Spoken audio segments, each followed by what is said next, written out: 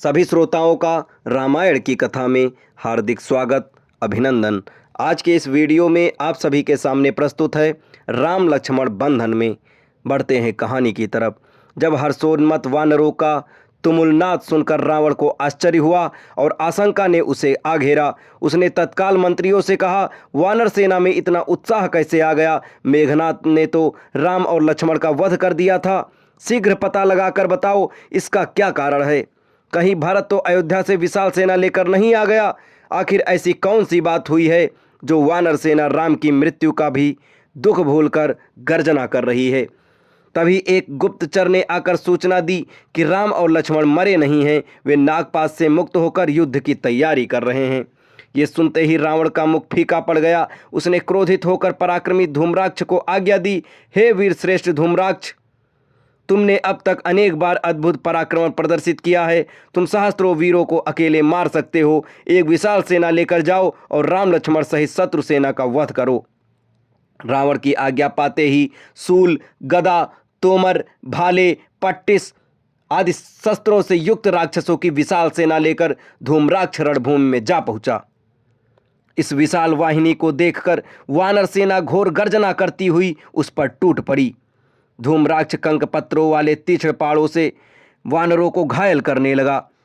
वे भी राक्षसों के वार बचाकर बड़े बड़े शिलाखंड ले आकाश में उड़कर उन पर फेंकने लगे।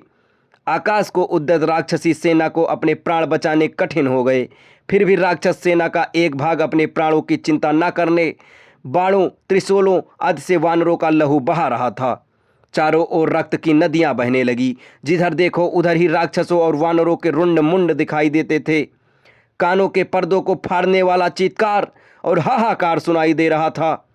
रणोन्मत्त धूम्राक्ष हताहत वीरों के शरीरों को रौंदता हुआ अपने अग्निबाणों से वानर सेना को भस्मीभूत कर रहा था।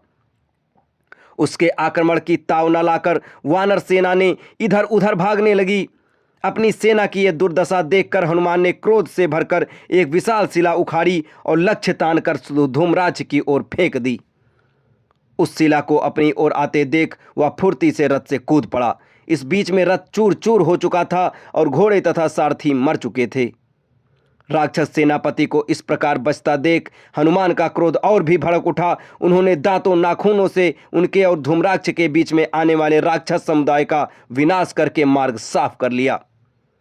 जब उसने हनुमान को भयंकर रूप से अपनी ओर आते देखा तो लोहे के कांटों से भरी हुई गदा उठाकर उनके सिर पर दे मारी। हनुमान ने वार बचाकर एक भारी शिला उठाई और आकाश में उड़कर धूम्राक्ष को दे मारी। इससे उसके शरीर की समस्त हड्डियां टूट गईं और वह पृथ्वी पर गिरकर यमलोक सिधार गया। उसके मरते ही राक्षस भी भाग छूटे। रावण ने जब धूम्राक्ष की मृत्यु का समाचार सुना तो वह क्रोध से पागल हो गया। उसके नेत्रों से चिंगारियां निकलने लगी। उसने वज्रदंष्ट को बुलाकर आज्ञा दी कि वह राम, लक्ष्मण तथा हनुमान सहित वानर सेना का वध करके अपने शौर्य का परिचय दे। वज्रदंष्ट जितना वीर था उससे अधिक मायावी था। वह अपनी भीमकर्मा पराक्रमी सेना लेकर दक्षिण द्वार से चला। युद्धभूमि में पहुंचते ही उसने अपने सम्मुख अंगद को पाया, जो अपनी सेना के साथ उससे युद्ध करने के लिए तत्पर खड़ा था। वज्रदंष्ट को देखते ही वानर सेना ने किचकिचाकर राक्षसों पर टूट पड़ी। दोनों ओर से भयंकर मारकाट हुई। संपूर्ण युद्धभूमि रंडमुंडों, हताहत सैनिकों तथा रक्त के नालों एवं सरिताओं से भर गई। रक्त सरिताओं में नाना प्रकार के शस्त्र, कटे हुए हाथ तथा मस्तक छोटे छोटे द्वीपों की भांति दिखाई देने लगे।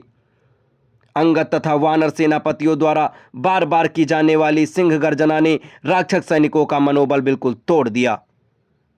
जब उन्हें अपने चारों ओर राक्षसों के कटे हुए अंग दिखाई देने लगे तो अपने प्राणों के मोह से रणभूमि में पलायन करने लगे।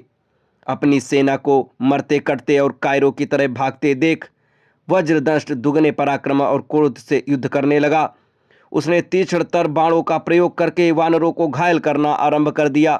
क्रुद्ध वज्रदंष्ट के भयानक आक्रमण से पीड़ित होकर वानर सेना भी इधर उधर छिपने लगी।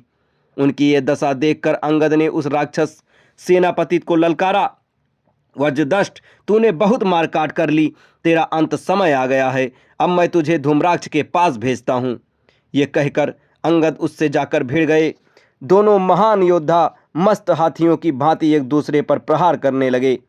दोनों ही रक्त से लथपथ हो गए। फिर अवसर पाकर अंगद ने तलवार से वज्रनष्ट का सिर काट डाला। अपने सेनापति के मरते ही राक्षस सेना मैदान से भाग खड़ी हुई। अब इसके आगे की कथा आपको अगले वीडियो में बताई जाएगी। तब तक हमारे साथ बने रहें। धन्यवाद।